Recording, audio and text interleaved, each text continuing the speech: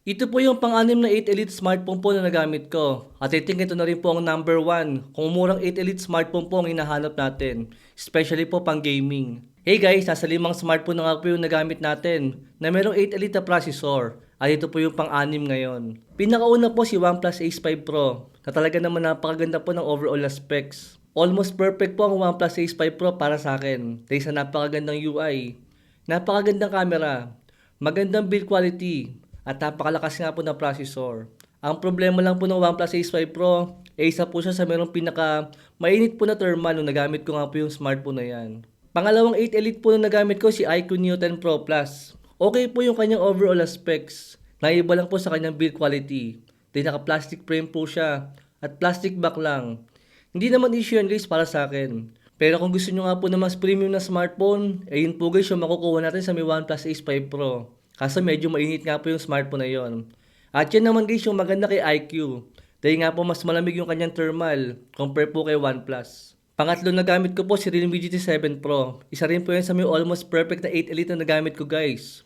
Kung gusto nyo po na murang 8 Elite lang, lalo kung gaming lang po yung gagawin natin. Dahil meron po siyang metal frame na same nga po ni OnePlus. At yung magandang thermal po ni iQOO is nandito rin po sa may GT7 Pro. Dahil napakalamig nga po ng kanyang thermal sa may gaming. Si Realme po guys, meron isa sa pinakamagandang thermal na subukan ko na meron pong 8 Elite na processor. Then si OnePlus 30 naman guys, ang perfect smartphone 8 Elite sa akin ngayon 2025. Wala kayong magiging problema sa may smartphone na yan. Dahil hindi lang po sa may gaming maganda yan guys. Pwede nyo rin po siyang ipangtapat sa mga flagship po ng mga smartphone. Meron po siyang solid na camera, magandang software, napakagandang display, malamig din po na thermal. Ang problema lang po sa may OnePlus 13, masyado po siyang mahal. Di nasa around 30k nga po yung presyo niya. At pagka po nagsisale siya, kulang 30k po siya. Still mahal pa rin po yan. Si OnePlus 13T, personal choice ko lang po ito. Kumbaga ito lang po yung favorite 8 Elite smartphone ko. Dahil nga po sa may maliit na display niya.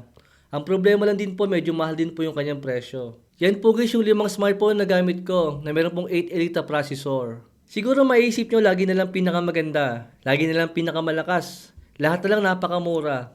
Pero guys, kung papansin nyo nga po yung mga review natin, nung panahon po na ni-review ko guys yung OnePlus Ace 5 Pro, napakamura na nga po niya guys yung panahon na yon. Pero guys, kung iisipin lang natin ng konti, bawat review ko po ng mga smartphone na yan, totoo po lahat yan guys.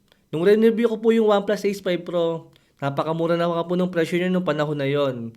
Siya po ang pinakamurang 8 Elite nung panahon na yun guys. Dahil napakamahal pa nga po nila Realme, nila OnePlus, o yung ibang mga smartphone po ni iQOO. Then after nga po ng ilang buwan, biglang bagsak presyo din po guys yung Realme GT7 Pro, saka po yung OnePlus 13. Kaya naman syempre guys, tatawagin ko talaga yan, na napakasulit at napakamura na nga po nung panahon na nireview ko po yung mga smartphone na yan. Dahil nung panahon po guys, na nireview ko po yung OnePlus Ace 5 Pro, nasa 25k na lang po yung presyo niya, na dating 35k nung unang labas niya. Then sila Realme guys, nasa 35k din po yung presyo niya. Then si OnePlus 13 is nasa kulang 40,000 naman. Ganun din po guys yung OnePlus 13T. Kulang-kulang 40,000 din po yung smartphone na yon. Pero nung panahon ko nga po na nireview na yung mga smartphone na yan, nasa around 20k na lang po sila. At yung iba, kulang-kulang 30k na lang. Kaya talaga napakalaki na po nung binawas sa kanila mga presyo. Kaya talaga napakapanalo na nung panahon na yon. Lalo pa ngayon guys, lalong sulit na rin po yung mga smartphone na yan. Dahil medyo nagpaparamdam na nga po yung mas malalakas po ng mga processor na Dimensity 9500. Saka po yung Snapdragon 8 Elite 2. Syempre ngayon guys, mas magbabagsak presyo pa yung mga smartphone na yan. At mas lalo pa nga po susulit ngayon.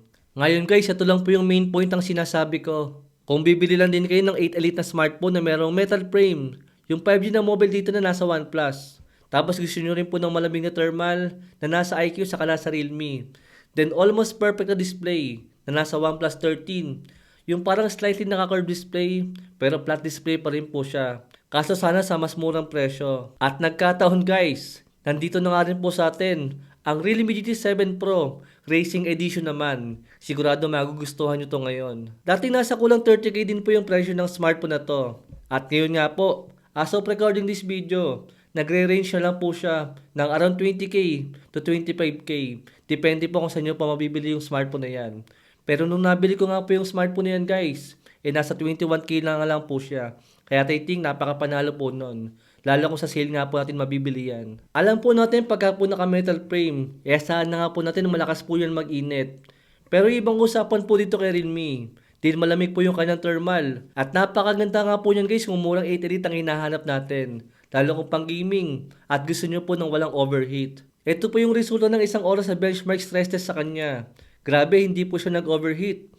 45 degrees Celsius lang po yung pinakasaga na temperature niya. Compare po sa ibang gaming phone na nag-overheat at umaabot po ng 50 degrees Celsius. Linawin ko lang nga po pala guys, medyo magkaiba pong smartphone yung Racing Edition saka po yung GT7 Pro. Medyo mas mahal po ng konti yung GT7 Pro dahil po sa mas magandang camera niya.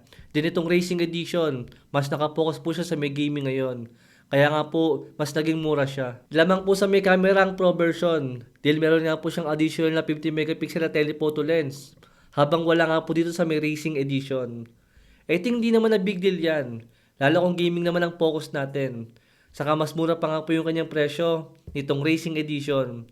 Pero majority po ng specs, same lang po sila. Sinubukan po namin guys ang 30 minutes ang Mobile Legends dito. Habang naka-mobile data. Pero yung kanyang temperature, sumabot lang po siya ng 39 degrees Celsius. Malamig yan guys. At nabawasan lang po siya ng 6% sa kanyang battery. Salamat po sa napakalaking battery niya na mayroong 65 mAh siya battery. Tapos saka 120 watts pa po yung kanyang charger. At meron pa pong bypass charging yan. Sa totoo lang dapat hindi na natin sinusubukan ng Mobile Legends dito. Dito nga sa ganitong kalakas sa mga smartphone. Kaso marami pa rin talaga nagko-comment na kamusta rin ba ang performance ng Mobile Legends sa ganitong klase ng mga gaming phone. Sobra-sobra po guys ang 8 Elite para sa may Mobile Legends. Ganon din po guys sa may Delta Force. Nagpas 30 minutes sa gameplay sa kanya. Umabot lang po siya ng 41 degrees Celsius. Sagad yung graphics niya at mataas na FPS yan. Hindi ko lang maipakita sa inyo yung FPS meter ni Realme dito. Hindi ko lang, parang nabura ko yata yung application niya. Kaya ayaw niya lumabas. Pero dito po sa may actual gameplay natin, kita nyo naman siguro guys kung gaano kaganda yan. At kung gaano kasmooth yung gameplay natin. Tapos 10% lang po yung nabawas niya sa may battery. Sa may 30 minutes nga po na gameplay.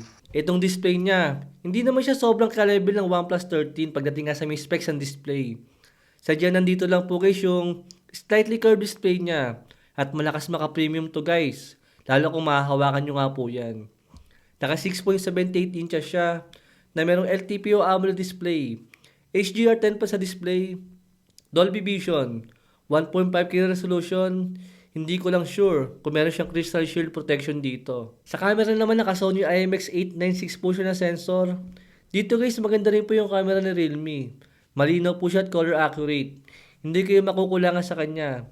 Dahil kilala naman natin si Realme. Lagi po siyang merong magandang camera talaga. Wala nga lang po siyang telephoto lens. Dahil meron nga po yun sa GT7 Pro.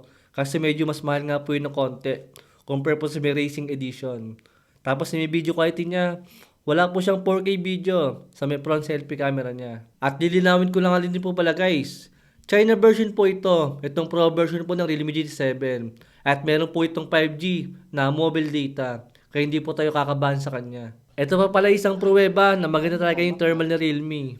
Majority po ng mga gaming po na sinusubukan ko is inaabot po ng 45 degrees Celsius pataas. Yung mga temperature po nila pagka bright memory yung nilalaro ko. Pero dito po kay Realme, 40 degrees Celsius lang po yung naging temperature niya. Napakalamig niya, and yet napakalakas po talaga. Kaya sa mga nagsasabi dyan guys na common sense daw pagka syempre sinagad yung graphics, malamang iinit. Paano naman po si Realme guys? Nakasagad po lahat ng graphics niya, pero napakalamig po ng kanyang thermal. Siguro guys, mapag-iinit yung si Realme. Siguro sa ilang oras po na gaming sa kanya. Yung ba magsisimula po kayo ng 100% hanggang malobat po siya. Tapos high graphics po talaga. I think understandable naman yon. Pero kita nyo naman guys, madalas 30 minutes lang po talaga yung ginagawa ko mga gaming sa kanya. At doon pa lang, nakikita na po natin yung ibang mga gaming phone na sobrang na po talaga mag-init. Pero itong si Realme nga po, 30 minutes sa gaming sa kanya, hindi po talaga siya umiinit ng sobra. Even nga po sa may benchmark stress test, hindi rin po siya nag-overheat sa isang oras nga po niya. Pero yung ibang gaming phone, 20 minutes lang, saan mo nag-overheat na. Kaya as of recording this video guys, itong si Realme GT7 Pro at Realme GT7 Pro Racing Edition, ang pinakamurang 8 Elite na mabibili natin, na mayroong napakagandang thermal, kahit naka-metal frame, kahit naka-glass back nga po yung kanyang build quality, naka 5G rin po siya. Maganda rin po yung camera. Malaki rin po yung kanyang battery na umaabot nga po ng 17 hours bago malobat. I think napaka-solid na po ng smartphone na yan. Samahan pa nga po ng magandang display at gaming phone na hindi nga po nag-overheat. Actually guys, meron pa pong 8 Elite smartphone na hindi ko nagamit. Unang-una nga po dyan yung Redmi K80 Pro. 8 Elite din po siya. At sobrang mahal nung dati guys na umaabot nga po ng 35k. Pero ngayon po, nagre-range lang din po siya guys ng around 25k. Kaso ayoko nang subukan yon. Dahil sigurado napakain po ng smartphone na yon. Then si iQ13. I think maganda po yung smartphone na yan at maganda po yung thermal niya. Dahil consistent naman nga po yung mga gaming po ni iQ. Na talagang wala po silang overheat na problema. Ang ayoko lang po sa iQ, wala po silang 5G na mobile data. Compare nga po kay Realme, saka po kay OnePlus, na meron po silang 5G na mobile data. Siguro sa mga susunod na buwan guys, pagka po nagmura yung iQ13, baka doon ka po siya gawa ng review. Pagka po umabot po ng kulang-kulang 25k yung kanyang presyo. Pero sa ngayon po, na kulang 30k siya or lagpas 30k yung presyo, di hamak na masukin na pong kunin si OnePlus 13 dyan.